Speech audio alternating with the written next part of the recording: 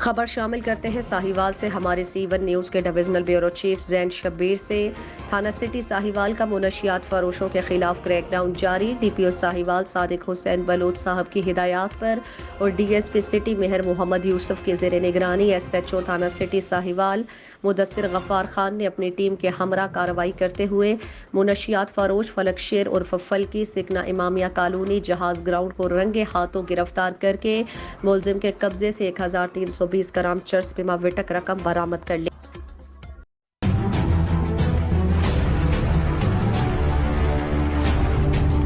خبر شامل کرتے ہیں ساہیوال سے ہمارے سی1 نیوز کے divisional bureau chief Zain Shabbir سے۔ ساہیوال فرید ٹاؤن میں حمزہ خان کی جانب سے ان کی رہائش گاہ پر افطاری کا اہتمام کیا گیا۔